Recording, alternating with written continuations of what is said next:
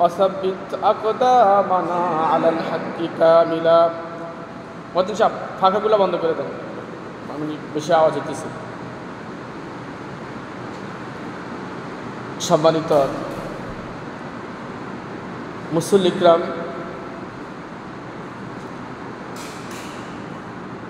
আমরা সকলেই সেই মহান মহিয়ান গরিয়ান দয়াবান মেহেরবান আল্লাহ তাআলার প্রতি শুকরিয়া আদায় করি যে আল্লাহ আমাদেরকে দুনিয়ার অসংখ্য কাজকর্ম ব্যস্ততার মধ্যে না রেখে আমাদেরকে সুযোগ করে দিয়েছেন আজকের জুম্মার ঘর মসজিদে এসে বসার জন্যে। এর জন্য সকলে শুকরিয়া আদায় করি, সকলে বলে আলহামদুলিল্লাহ। আর সকল প্রশংসা তারই জন্য যিনি সমস্ত জগতের মালিক ও প্রতিপালক, যার কাছ থেকে আসে দয়া, শান্তি, অনুগ্রহ। আর আমাদের প্রিয় নবী হযরত মুহাম্মদ সাল্লাল্লাহু আলাইহি ওয়াসাল্লাতু ওয়াসসালামের প্রতি সালাত এবং সালাম নাজিল হোক। তাঁর আহাল পরিবার পরিজনের প্রতিও সালাত এবং সালাম নাজিল হোক, তাঁর সাথী সঙ্গীদের প্রতিও।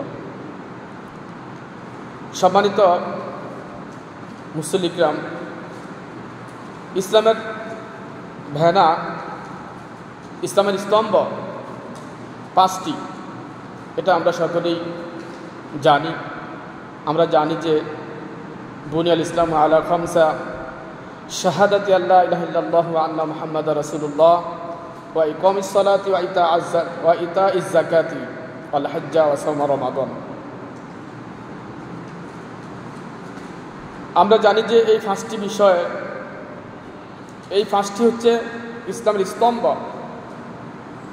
এই জন্য আমরা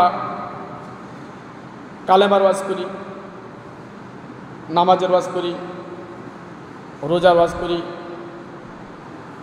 হজ্জের ওয়াজ করি, জাকাতের ওয়াজ করি।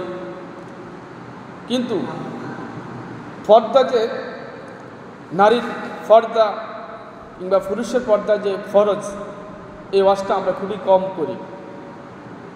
করা হয় না। আমাদের মসজিদের ইমাম সাহেবরা আমরা তো বেশি ওয়াজ করি, ঈদে মিলাদুন নবী, এটা সেটা, এই কিচ্ছা ওই কিচ্ছা। কিন্তু আল্লাহ রাসূল সাল্লাল্লাহু আলাইহি সাল্লামকে যে আল্লাহ তাআলা বলেছেন, ওনার স্ত্রী, ওনার কন্যা, মুমিনদের স্ত্রী, মুমিনদের কন্যাদেরকে আল্লাহ তাআলা যে বলেছেন পর্দা করার জন্য, এই ওয়াজটা আমরা খুবই কম করি। মহান আল্লাহ তাআলা বলেন, ইয়া আইয়ুহান নাবিয়্যু কুল লিআজওয়াজিকা ওয়া বানাতিকা ওয়া নিসাইল মুমিনিনা ইউদনিনা আলাইহিন্না মিন জালাবিবিহিন্না যালিকা আদনা আন ইউরাফনা ফালা ইউজাইনা ওয়া কানা আল্লাহু গফুরুর রহিমা। হে নবী, ইয়া আইয়ুহান নাবিয়্যু, হে নবী, হে মুহাম্মদ সাল্লাল্লাহু আলাইহি ওয়াসাল্লাম, আপনি আপনার স্ত্রী, পত্নী আর কি, বাংলাতে বলে পত্নী, আপনি আপনার স্ত্রী, আপনার কন্যা, মুমিনদের স্ত্রী, মুমিনদের কন্যাদেরকে বলেন তারা যেন তাদেরকে লম্বা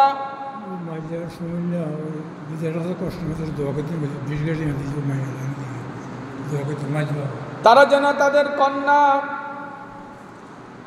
তাদের স্ত্রীরা, আপনি আপনার স্ত্রী, আপনার কন্যা, মুমিনরা মুমিনদের স্ত্রী কন্যারা যেন তাদেরকে যেন লম্বা চাদর দিয়ে যেন ঢেকে রাখে, লম্বা চাদর দিয়ে তারা যেন তাদেরকে ঢেকে রাখে। আর যখন তারা নিজেকে লম্বা চাদর দিয়ে ঢেকে রাখবে, পর্দা করবে, তখন লোকেরা তাদেরকে চিনতে পারবে যে সে অমক বংশের মেয়ে, অনেক ফ্যামিলির মেয়ে, কত ভালো মেয়ে, রাস্তা দিয়ে যাচ্ছে, পর্দা করে যাচ্ছে। তখন লোকেরা মেয়েদেরকে দেখলে, আপনার স্ত্রীকে দেখলে টিটকারি মারবে না, শীষ মারবে না, ইফটিজিং করবে না, তাদেরকে সম্মান করবে, তাদেরকে শ্রদ্ধা করবে, তাদের সম্মান বেড়ে যাবে, আল্লাহ তাআলা তাদের প্রতি দয়া করবেন, অনুগ্রহ করবেন। রাসূলুল্লাহ সাল্লাল্লাহু আলাইহি ওয়াসাল্লাম বলেন, আল মারআতু আওরাতুন ফাইদা খারাজাত ইস্তাশরাফাহা শাইতানু। আল মারআতু আওরাতুন ফাইদা খারাজাত ইস্তাশরাফাহা শাইতান। নারী জাতির আফদ মস্তক, ডাকিবার বস্তু। যখনই নারীরা পর্দার থেকে বের হয় তখনই শয়তান তাদেরকে উকি মারে, শয়তান তাদেরকে সবল মারে। যখনই নারীরা পর্দার বের হয় তখনই ওই শয়তান তাদেরকে উকি মারে, শয়তান তাদেরকে সবল মারে। আফদ মস্তক বলতে মহিলাদের মাথার তালু থেকে পায়ের পাতা পর্যন্ত ডাকিবার বস্তু। মাথার তালু যেমন ডাকতে হবে, পায়ের পাতাও যেন ডেকে রাখে, মহিলাদের পায়ের পাতাও যেন না দেখা যায়, এভাবেই তাদেরকে ডেকে রাখতে হবে। অথচ দেখেন, আপনার স্ত্রী, আমার স্ত্রী, আপনার কন্যা সন্তান, আমার কন্যা সন্তান পথ যখন চলে, তারা টাকটুর পরে, পায়জামা পরে, তাদের যে সালোয়ার পরে তারা টাকটুর পরে পরে রাস্তা দিয়ে যখন যায়, মাথার মধ্যে তাদের থাকে না কাপড়, থাকে না ওড়না,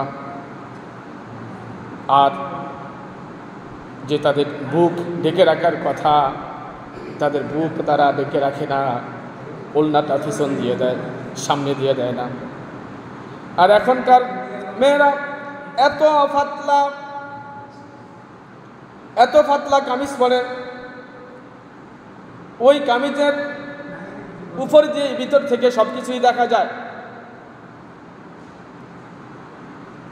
এমন এমন পাতলা কামিজ পরে, উপর থেকেই ভিতরের সব কিছুই দেখা যায়। এইগুলা রাসূল সাল্লাল্লাহু আলাইহি ওয়াসাল্লাম নিষেধ করেছেন। রাসূলুল্লাহ সাল্লাল্লাহু আলাইহি ওয়াসাল্লাম বলেছেন, মহিলাদের অঙ্গ প্রত্যঙ্গ ডেকে রাখতে হবে, মহিলাদের অঙ্গ প্রত্যঙ্গ যেন কেউই যেন না দেখে। আরেকটা বিষয় লক্ষ্য করবেন, আপনার স্ত্রী, আমার স্ত্রী অথবা অন্যের স্ত্রী, অন্যের মেয়ে যখন কোথাও যাবে, বেড়াতে যাবে, তখন দেখবেন তার খোপাটা মাথার এই তালুর উপরে খোপাটা বেঁধে রাখে, বড় সড়ো করে, যতগুলা চুল আছে তার চেয়ে আরও বেশি করে তালুর উপরে খোপাটা বেঁধে রাখে। তার উপর দিয়ে সে ওড়না ব্যবহার করে কিংবা ব্যবহার করে না। এই যে এটা যে কত বড় জঘন্য অপরাধ, এটা তো রাসূলুল্লাহ সাল্লাল্লাহু আলাইহি ওয়াসাল্লাম নিষেধ করেছে।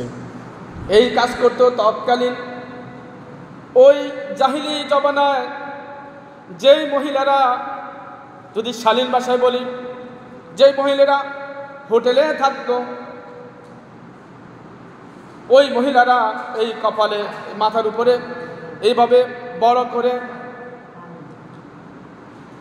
মাথার তালুতে বড় করে তারা খোপা বাঁধত, আর তারা কপালে টিপ পড়ত, যাতে করে লোকেরা চিনতে পারে এই মহিলাটা এই হোটেলে চাকরি করে, এই হোটেলে সে কাজ করে। তখন লোকেরা তাকে চিনতে পারত, লোকেরা দেখলে তাকে টেনে নিত, কারণ সেখানে তো তার কাজই তো হচ্ছে হোটেলে থাকা। অথচ আপনার স্ত্রী জানে না যে এই যে কপালে যে খোপা পড়ে, আরে কি বলে, কপালে যে টিপ পড়ে, মাথার তালুতে যে খোপা পড়ে, এটা তো ওই মহিলাদেরকে বলা হয় যেই মহিলারা নিজেদের দেহ বিক্রি করে। তাহলে আপনার স্ত্রী কিভাবে বলেন এই মাথার উপরে খোপা পড়ে? আমার স্ত্রী কিভাবে মাথার উপরে খোপা পড়ে? তারপর কপালে কিভাবে টিপ পড়ে? কপালে তো টিপ পড়া যাবেই না। মুসলমান কপালে টিপ পড়তে পারবে না, কেননা এই কপালটা হচ্ছে একমাত্র আল্লাহ তাআলার জন্য। কপালটা কার জন্য? আল্লাহ তাআলার জন্য। দেখুন, এই যে আমি এখন টুপি পরেছি, কিন্তু টুপি কিন্তু এখন একেবারে কপালে নামিয়ে মানে টুপিটা পরেছি। কিন্তু আমি যখন সালাত পড়বো আমি তখন এভাবে পড়বো না, এভাবে আমি টুপি এভাবে রাখবো না, আমি টুপি আরও পিছিয়ে দিয়ে দিব। আমি যে আল্লাহকে সেজদা করব, আমার যে কপালটা যেন মাটিতে লাগে, আমার এই কপাল যেটা, এটা যাতে মাটিতে লাগে, এভাবে আমাকে সেজদা করতে হবে। আমি টুপির উপরে সেজদা করবো না। এখন হয়তো একটু নিচে নামিয়ে রেখেছি আর কি। তো যাই হোক, তো এই কপালের মালিক হচ্ছে একমাত্র আল্লাহ তাআলা। আর আপনি কপাল দিয়ে দিচ্ছেন টিপ দিয়ে রাখছেন। তো এগুলা মহিলাদেরকে পরিত্যাগ করতে হবে। আপনি আপনার মেয়েকে নিষেধ করবেন, আপনার স্ত্রীকে নিষেধ করবেন, সে যখন এই যে মাথার উপরে যখন খোপা বাঁধবে তাকে নিষেধ করবেন। যেটা তো মুসলমানের কাজ না, তাকে বুঝাবেন। এটা তো মুসলমানের কাজ না। সে যখন কপালে টিপ পড়বে তাকে বুঝাবেন, এটা তো মুসলমানের কাজ না। এভাবে তো মুসলমানের মেয়েরা খোপা বাঁধতে পারে না, এভাবে তো টিপ পড়তে পারে না। সম্মানিত মুসলিম ইকরাম, বলছিলাম